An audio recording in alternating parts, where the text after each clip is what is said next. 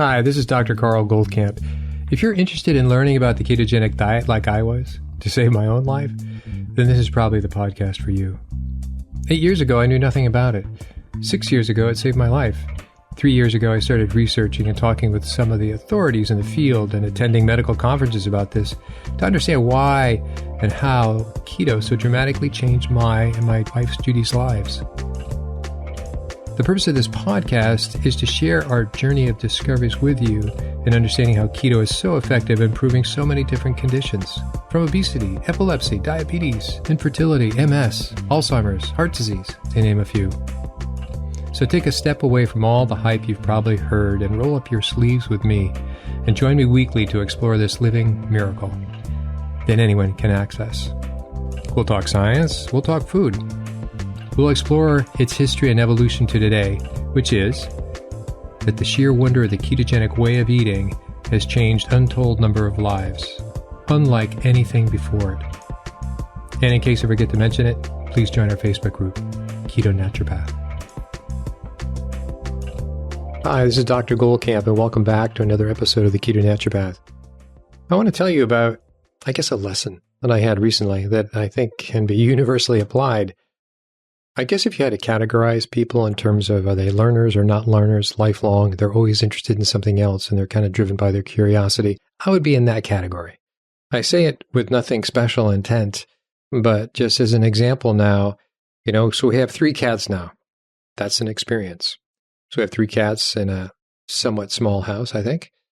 2 cats are brothers. They were rescues we got about 6 months ago, and the other is a female, and she was a rescue that we got about 2.5 years ago. And they're trying to get along. It hasn't worked out perfectly, but the 2 brothers love each other, and that's what counts, for them anyway. So their eating patterns are rather different.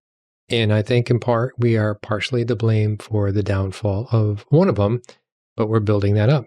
So as much as I believed and knew that cats were obligate carnivores, did I really know what that meant? And so we brought one of our cats to the vet, who we think this cat's sort of having, it's the girl cat who's having some problems adjusting to the boys. She's smaller and the boys are more kitten-like and they're bigger, and so there's that. Anyway, she would only eat, for as long as we've known her, ground up chicken. I don't mean ground up with the bones in there. That would be great. It's ground up chicken meat. That's what she would have. We'd give her some kibbles. She'd have some of that, and we're not big kibble people. She would have, primarily, it's just chicken. So we get packages of chicken. And this aspect of having only one kind of protein is wrong, and it can get you in trouble. And so the human lesson at this basic level of understanding, and this early in the story, is that you can't go, I just like beef. I just eat my beef. What does that mean? When you say beef, you're just eating what? Hamburgers? Well, you will get into nutritional deficiency. But when people talk about protein as a macro, they don't go further. I mean, that's why it's rather very ignorant, and it's only partially useful to refer to your food, your diet, as these are my macros, and that's as far as you think. I have X amount of protein, I have X amount of carbs, I have X amount of fats. It's almost useless. I've always felt that way. And then, of course, I went through being very sick about, 8 years ago now, 2012, 2013, got myself out of that only by deciding not to be attached to all that I knew in medical school and thinking that was the right way and that we had the answers, or that I had the answers. So, but even through all that time and all the lectures I had given, I always thought you had to cover what they call macronutrition. Here's your macros, and then micronutrition are your micronutrients. The macronutrients are, didn't we learn this in first grade? Fats, carbohydrates, and protein. It's almost a useless way of describing your diet.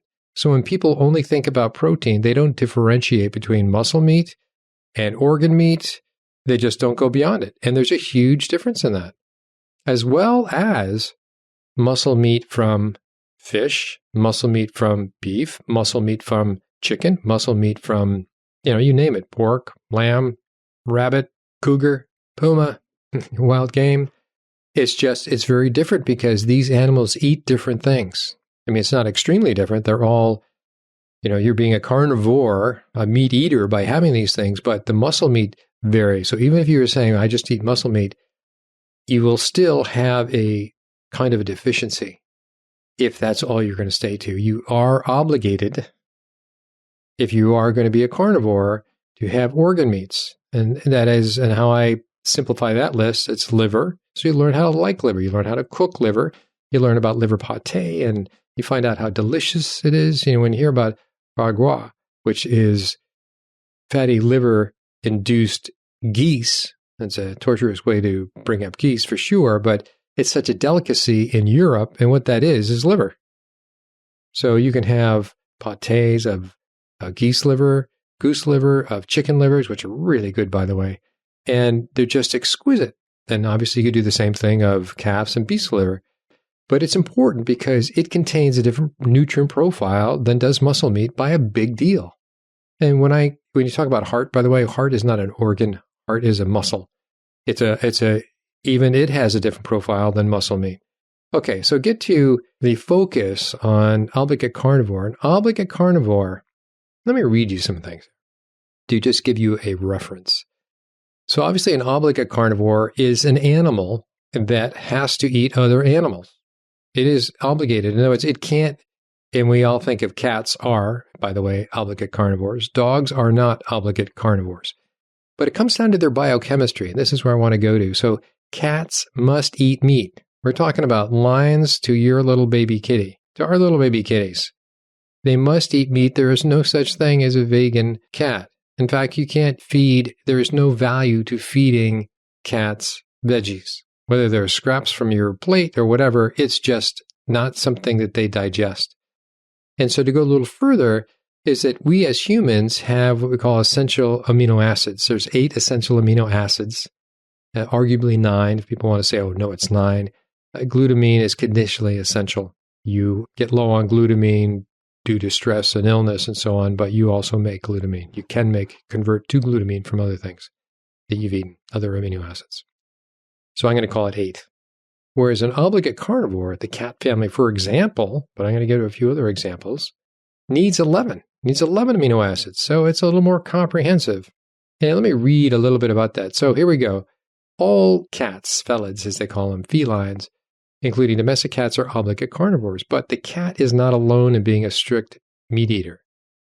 Other mammals that are called obligate carnivores include minks, dolphins, seals, sea lions, walruses, to name a few, and there's others more eccentric. Mammal obligate carnivores include rainbow trout, salmon, hawks, eagles, crocodiles, alligators, many snakes and lizards, and most amphibians. You'll notice that I didn't say reptiles.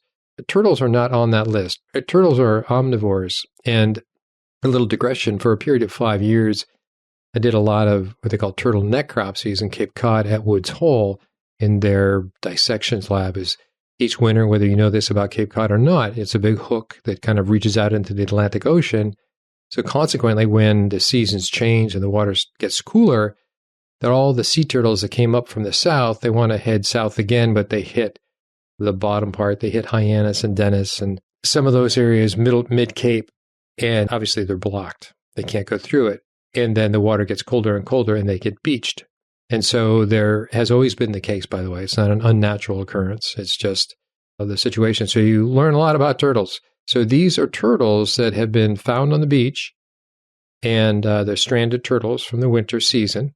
And winter season usually starts at the beginning of November, sometimes late October, all the way through till January, in which the heart of winter, they've either all died at that point, so there's not going to be any more strandings. Anyway, so all these turtles that died get frozen, and then come spring, about starting in February, from the Audubon Center, Wellfleet, the Wildlife Center, that I would go down with a few other people, the director as well, and we would spend all Saturday, we're talking 9 o'clock to like 5 o'clock, dissecting, doing turtle necropsies. What's the point of this particular story? The point of this particular story is certainly got to know the turtles' anatomies and took it seriously. Jumped in, and these are perfect dissecting studios.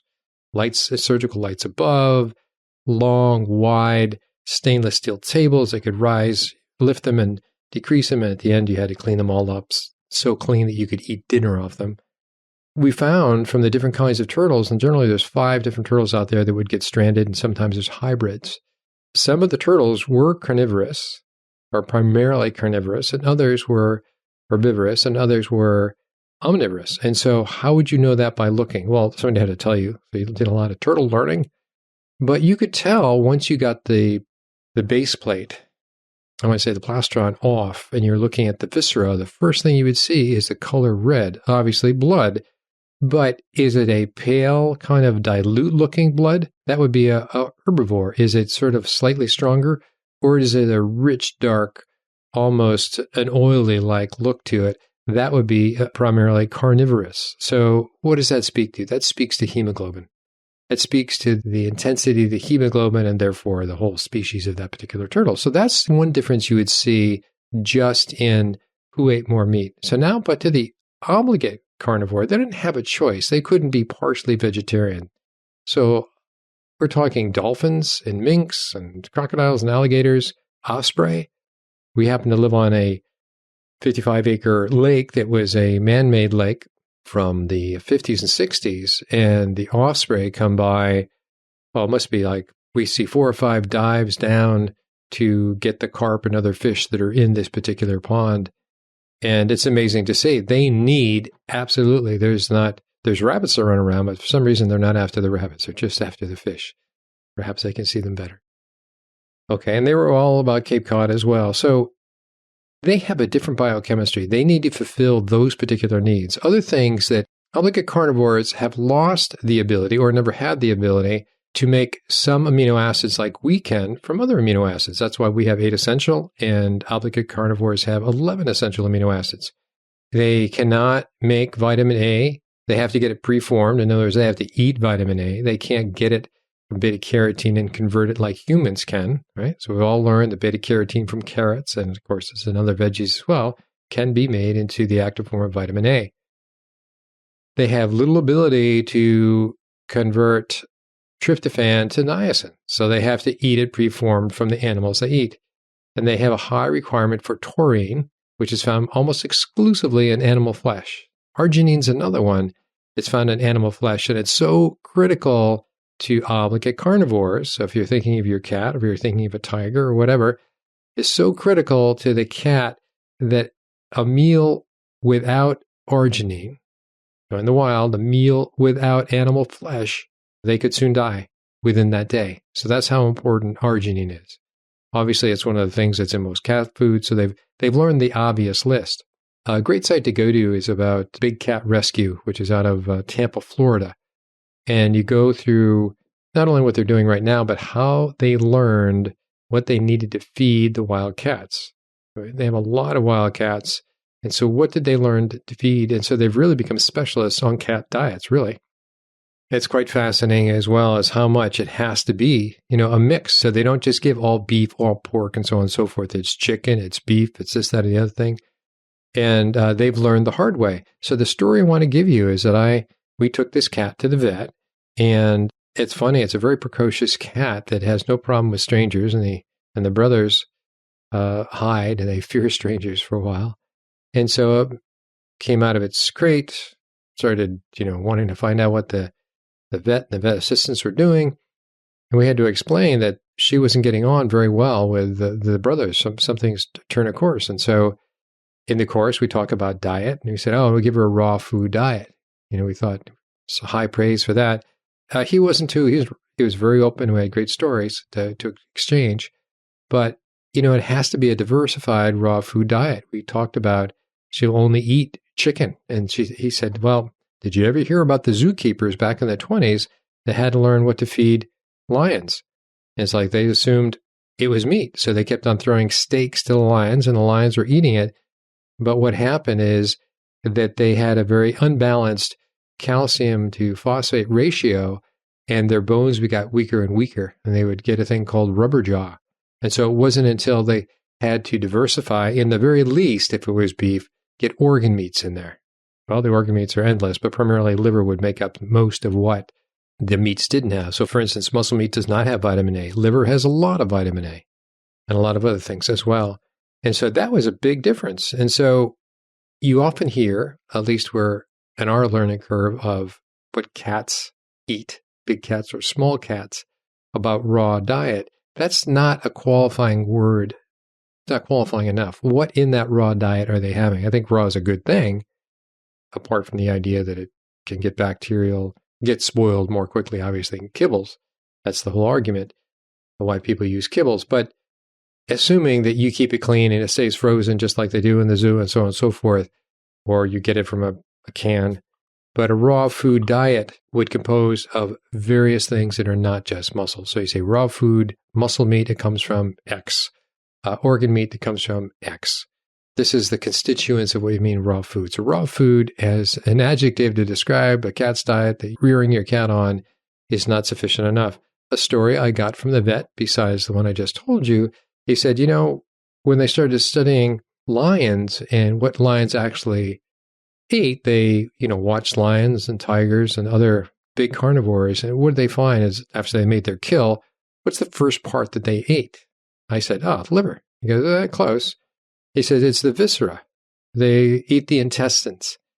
And so this is beyond my knowing, but it certainly from my reading subsequent to that seems to be true, is that what they're getting is secondary carbohydrates. In other words, they're eating carbohydrates that were eaten by something else. You could say that that's what all the obligate carnivores are. They're getting secondary carbohydrates because the animal they ate the carbohydrates, ate the veggies. But specifically, they get some carbs from eating what was the remnants of the undigested food that was partially digested. Right? It was someplace in the intestines, wasn't in the stomach. And so that partially digested carbohydrates or veggie food, vegetables, is something that they ate. So to say that an obligate carnivore does not eat carbs in terms of eating grass and so on and so forth is not true. They do have it nutritionally secondary because they eat the viscera. So there you go. I thought, well, that's an interesting way of looking at it. I don't know how much of do they see the viscera as dessert, so they all fight over the intestines because it's full of all this stuff? Or is it just one of the things that they eat? Clearly, they do eat the organs and they do eat the muscle meat. The more nutritious of those two is the organ meats. Here's another thing, getting right down to the nitty-gritty and looking into cats. So you and I, as humans, have the ability to store blood glucose. And we store it around our muscles, like sandwiched around our muscles, as glycogen. So glycogen is glucose one step away. So it isn't glucose. It just has to be broken. It has to be transformed from glycogen into glucose through a glucokinase, should you want to know. Basically, it's an enzyme. Well, cats don't have that enzyme, or they have very low amount. So they are not evolved to package away all this surplus of blood glucose in the way of glycogen. So they can't call on glycogen.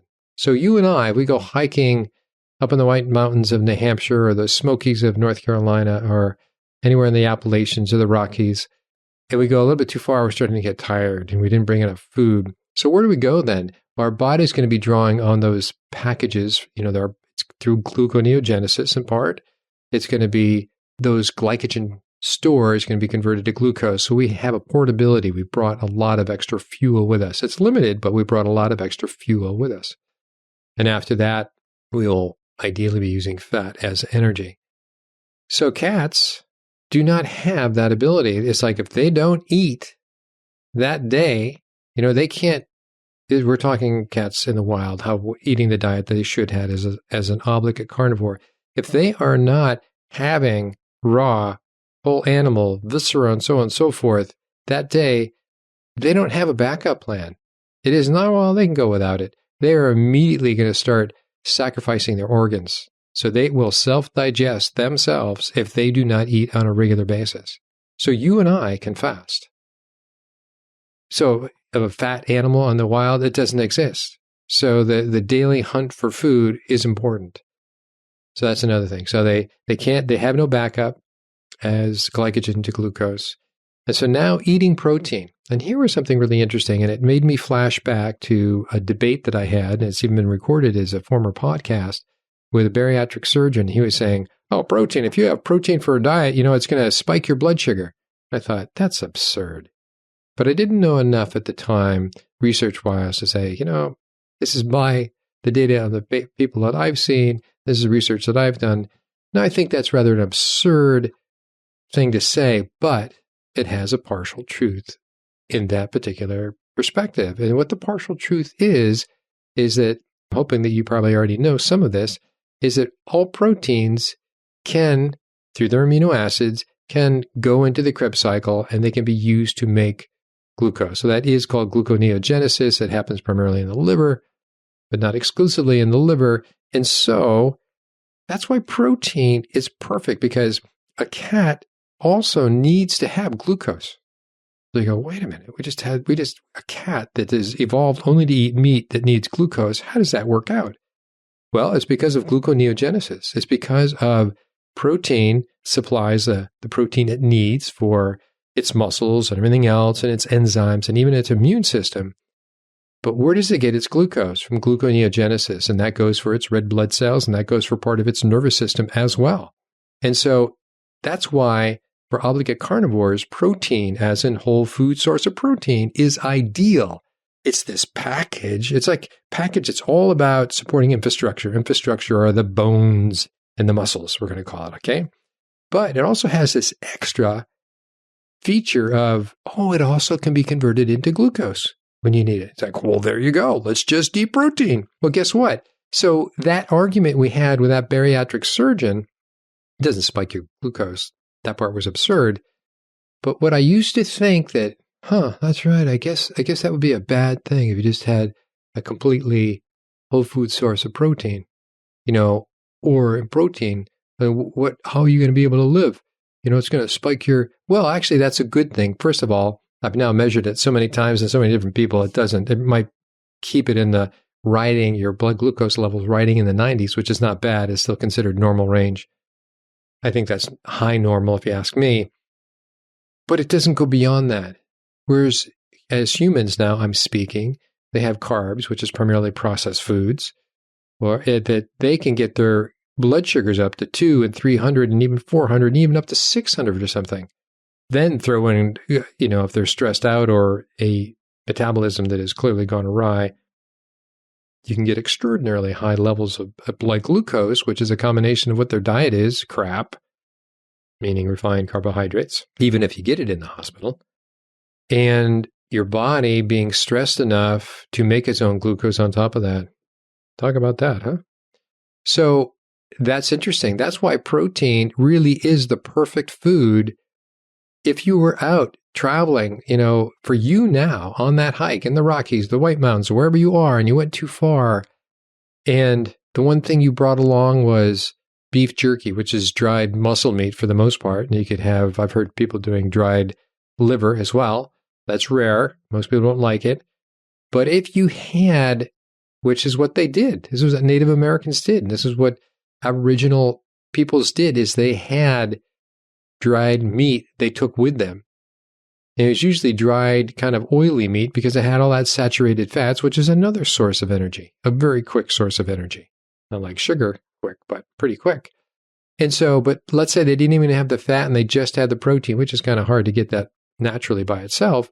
And you're eating that will give you enough appropriate glucose for you to sustain your glucose activities, which is for your red blood cells and your nervous system. So in terms of one macro, protein is it, but I hope your thinking goes beyond that. Now I need to have protein. Please diversify your protein sources, even if it's just muscle meat. But no, if you're just sticking to muscle meat, you will self-induce nutritional deficiencies, whether it's you're not getting essential fatty acids or whether you're not getting your fat-soluble vitamins. You need to do this. But now understand that protein, as this rather ignorant one-word term for a macronutrient, if it's a complete whole food source of protein, it's a wonderful source and it can sustain life. Whereas carbohydrates by themselves cannot sustain life.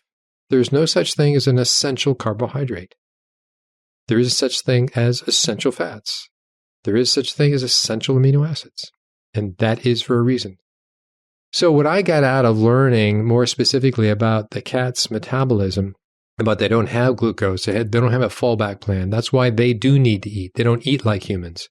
We can skip a day or two. I mean, They could skip a day or two too, but what they do is they go into self-digestion. Assuming they're not fat cats that have been ill-fed, they will go into self-digestion to get what they need from themselves. How's that?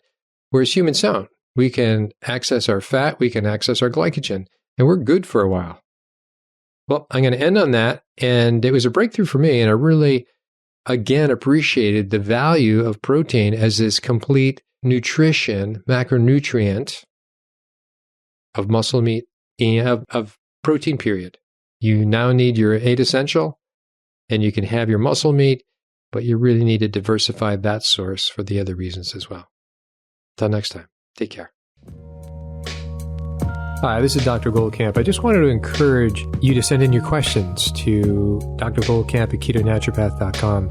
Many of you have, and so what I've done with these questions that I've gotten back to most of the people I email, but some of the questions that were so good, and if they were overlapping to other questions, I would combine them and try to put that into the topic of a podcast, either via one of the micro topics that are covered in an interview. As you know, we cover a lot of topics in any given interview, or some of my own sort of reporting, if you will, on some of these issues. So please keep the questions coming. Feel free to send in an email, and I will get back to you. Stay listening, send in your questions, and I will definitely get back to you.